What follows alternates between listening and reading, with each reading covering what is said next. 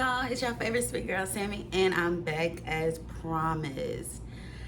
Today is a little special, you know, because I have a couple of announcements. But how I'm gonna announce them, I'm gonna definitely incorporate the word. Um, while I do that, as always, thank you guys for showing up for me. You could be doing anything else and watching anything else, but people actually take the time to watch me, so I definitely appreciate it. But we're not even gonna play no games right now. I'm gonna go straight into it. So, how I always kind of am able to express word, and I know that's kind of frowned upon, but is giving my personal testimony and to show you how I literally walk out the word of God that works for me. Um, I had this conversation with my uncle, like I said in the last previous video, that we got to take God out of this box, of a way that we think somebody should encounter God or how they should worship God. You know what I'm saying? Gotta deal with them. You know what I'm saying? I think we should be good examples, of how we found God, to give them kind of context and like an inside view on what God did for us, so they can accept it, in that way. Like I said, I know I'm supposed to be a Christian. I know I'm here to follow the steps of Christ. I don't know what everybody else is here for. I would hope that's the same thing for them, but it's not my job to sit there and try to like somebody said, beat Christ into somebody. You have to let them encounter God on their own, right? And honestly, the reason why I believe in Jesus Christ is because I believe he walked this earth because I walked this earth. You know what I'm saying? Um, but with that, I want to use two people in the Bible that resonate with me in this season. And I think I mentioned one, but we're just going to reiterate. So, this is literally about me having my Abraham moment. And with Abraham, for those who don't know, Abraham is the father of our faith. That is the first person who started the walk with God when they heard God, right?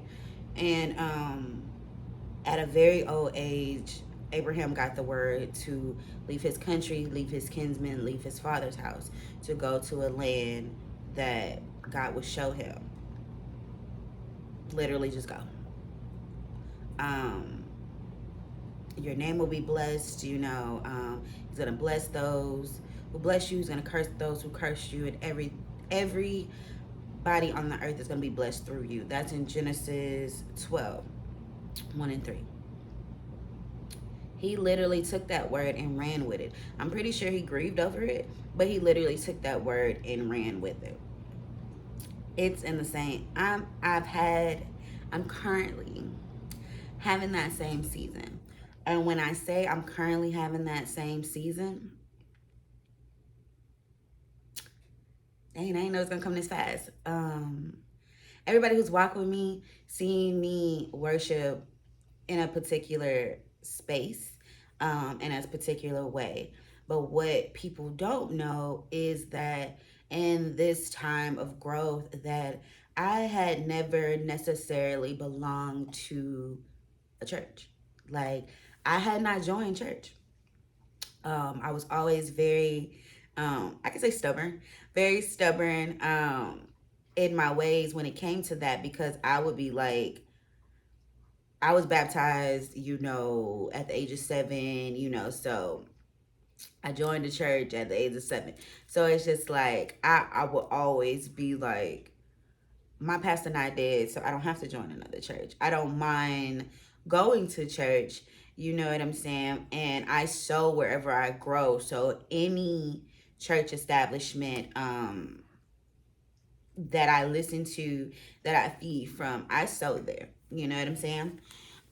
So a guy was never really upset with me, and I really feel like he had never given me that word to kind of be like, join here, like stay here, until until about a month ago.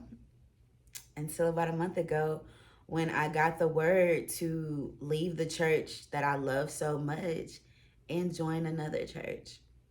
And it's crazy. It's not even crazy. It is crazy. It's crazy how it happened. Because God literally ordered my steps to this church from, and I'll get in more details in another video, but he ordered my steps from the pastor's first and last name, from the name of the church, from the colors of the church, from um, a depiction of the gift I had given the pastor at that church, from the people I met for the first time and had been around them for years at the church. And so I was literally fasting for 7 days within this encounter before I went to Denver. And I met this church on day six, and had a full encounter with God. Had a full encounter with God through his vessels. Full encounter. And not only, tell her, hey y'all, that's Grace, literally. She grows with me every day. I literally had a full encounter with God, to the point, like, he let so many different people like speak to me and speak over my life that if I did not join this church, I felt like I would have been obedient. And like I said, I submitted all these things to the pastor who I just met, to the people that have walked with me through this time, and they were all supportive and they all agreed. And people, yeah, I know this sounds so crazy that it was just such a big decision to join a church, but it was like, it was a major decision to join this church, you know what I'm saying? Because I didn't want to just plant myself anywhere and then tell somebody I was gonna serve and then don't serve, you know what I'm saying? So I needed a place to serve. I needed a place to continue to grow.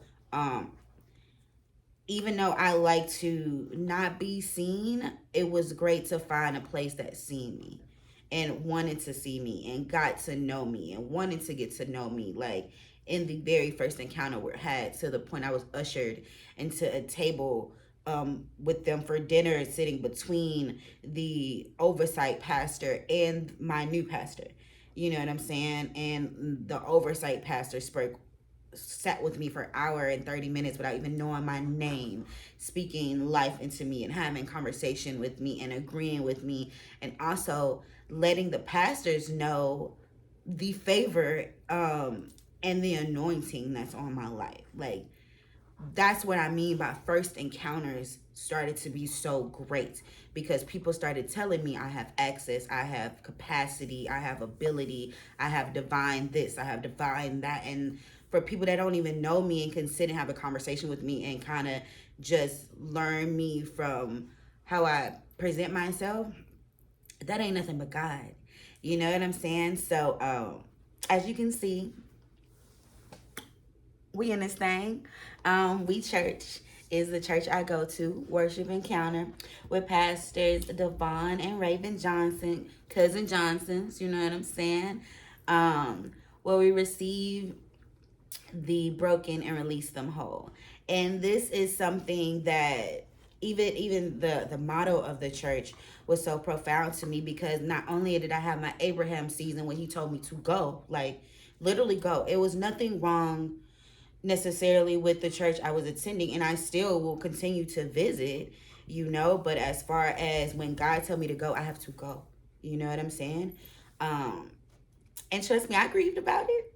I still talk about it because I learned that other people are having that same, they got the same word that I did, you know, and now they're in their phase of praying about it. So with me giving my testimony about it, you know what I'm saying? I feel like it's helping people, and it's really wilding people, and it's surprising me about which people are actually having that same word. Like, it's been so crazy. It's been so profound. Y'all, this dog does not want to leave me alone, and I'm really trying not to get angry, but she about to make me angry. But yeah, And like I said, there was two people I wanted to mention. Not only is there Abraham, there's also Ruth. This is really my Ruth season. And when I say my Ruth season, everybody know move. When you learn Ruth married a family and married into a family, and then the husband died after 10 years. And the mom of her mother-in-law went to move back to her home country and told the young ladies to go back home, with their own families. And Ruth said no.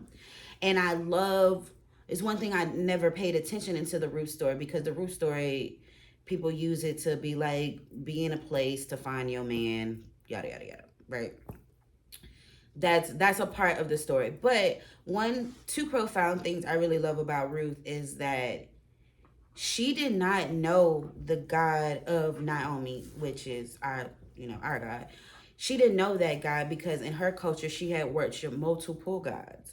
And in the 10 years that she was around this family, that's one thing I want to say before I go into this. As much as the Bible is law, the Bible is context clues. Because if you sat there and tried to rationalize somebody's life in just that one book, you will be doing that person a disservice. Because they don't give you what all happened in 10 years. They don't give you all what happened in 400 years. They tell you what happened. It's like, not only is it a book of context clues, but it's a big history book. You know what I'm saying? And like I said, it is law. But at the same time, we have to expand our minds to be able to really get the fullness of what's going on. You know what I'm saying? You got to use your brain. God not going to give you everything, use your brain. And he will literally tell you if what you're thinking and what you're expanding upon is correct or if it's incorrect. So just use your brain, right? I say that to say, Ruth was probably really impacted by our God. That is why she continued to stay with Naomi. And I feel like she got the same word that Abraham did, but she didn't get to hear it directly from God. She got to hear it or get a piece of that same instruction from her mother-in-law, which was a direct vessel, you know what I'm saying, of God. And so, and also with Ruth, so that's Ruth 1. In Ruth 2, it talks about how she goes into the field to pick up the leftovers of the harvest. That's everything that everybody left behind once they got the big herd of grain or whatever they were harvesting. And that impacted me so much, because in this season and how people are literally, for lack of better words, drawn to me, the certain people that are drawn to me, I feel like are those who get or feel left behind in this thing called, in this walk with God. Rather they don't feel comfortable, y'all, she bad for real. Rather they don't feel comfortable in a church, rather they don't resonate with the church, rather they feel like it's too much, or they're just lost. It is my responsibility to pick up the leftover people. And it doesn't mean that y'all don't matter or people just left y'all. Y'all are just a certain, probably a more divine group of people who need a little bit more of a push or a direction, or somebody who actually has the same experience that they have gone through to be able to hear what God is willing to tell them. And I think that's me. And I think that's me. It's because I've been able to, Grace, go away. I've been able to touch so many different types of people, not just church folks, not just good folks. I'm for the streets. Like, I am for the streets. My friend said it in the car yesterday. I'm good in every hood I'm in. I'm good in the church spectrum. I'm good in professional spectrum. I'm good in the ratchet spectrum. I'm good everywhere I go. So because I am good everywhere I go, I can be able to assist and love on all different types of people, and they receive it. Y'all, I speak life to people in the drive-through. I speak life to people that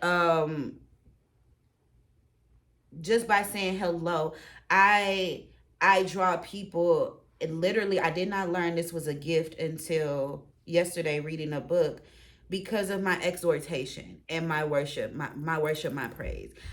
If y'all looked at that thread I posted with the text messages, you would see I was talking to a lady named Miss Pam. I met Miss Pam through her husband, who literally said it was because of my exhortation how he was able to come and speak to me. And now we have a connection. You see what I'm saying? So it's those practical things for me that has gotten me to this point of clarity. Like, I might not hear, I might not do everything right, but I know that God is with me and He's going to correct me every which way I go. And because of that, that's why I'm so confident and so rooted into the space and the place that I am right now. That's why it's so easy for me to call the seasons I'm in. It's very easy for me to call the seasons I'm in, because I'm so clear and I'm so in tune with God, because I know who I am. Right? To say as that's as simple as just knowing yourself, and being your authentic self, God is able to use me and bless me, because Robert Morris says it's in the doing, it's in the doing of the word that brings blessing and success. So not only am I being who I'm supposed to be, I'm doing what I'm supposed to do, right? And He is blessing me, and I am learning and growing every single day, y'all. So that's it. That's today. Like I said, I will go into details as to how I found this church, the people I encountered, and the blessings that have happened day to day to day, before this moment, after this moment. And that is how I know God is with me. And like I said, I am comfortable and confident and to know and say that. So 2 things. One, this gonna be my last video on Instagram. I might use Instagram as what I'm supposed to do, making little short clips and reels, but we are transitioning to Facebook, God. Wait. We are transitioning to YouTube. This is real, you know what I'm saying? This is unscripted. I literally be doing this right before I go to work. So there will be mistakes, but that's to show you I am a human being and I will make mistakes, but it's okay. But we are transitioning to YouTube, guys. And not only are we transitioning to YouTube, we actually have a name for this. I don't know what this is. I still don't know what I'm doing, but day after day I'm figuring it out to at least have a name for it. And the name came from when God told me to speak to certain people, and it was their response.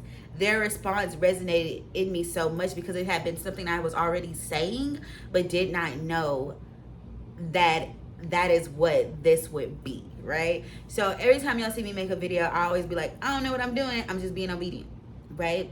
So the name of the show is Thank You for Your Obedience. And that literally came from Tatiana Barnett, shout out to her, and Pastor Ray, because when I first met them, that was literally their responses, was thank you for your obedience. And it just stuck with me like a light bulb. So that is the name for this. And also, I'm changing my name. I am. So if you listen to me, I'm saying I am. If you go in the Bible, that is what God told Moses to say when they asked, who told you, to free these people? I am. So when I say I am, that's really like God said. So God is changing my name. So my name is going from Sweetest Girl Sammy, because y'all know that's who I am already. We already know I'm sweet. We already know my character. So let's just tell you who I am. Sam I am. That's my name. So I am transitioning to YouTube. Thank you for your obedience with Sam I Am. I hope y'all love it. I hope y'all continue to rock with me. And go check out We Church. Because it's real, y'all. Like, it's real. It's real intimate. And it's going to grow rapidly. So I'm going to need y'all to tap in and get y'all We Church merch, okay? Love y'all. Thank y'all again. Peace.